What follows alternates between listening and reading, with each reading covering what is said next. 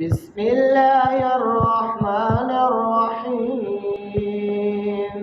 القارعة ما القارعة وما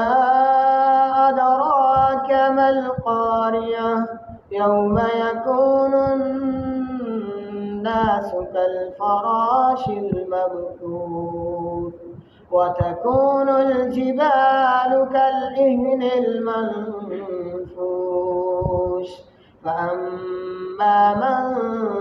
ثقلت موازينه فهو في عيشة راضية وأما من خفت موازينه فأمه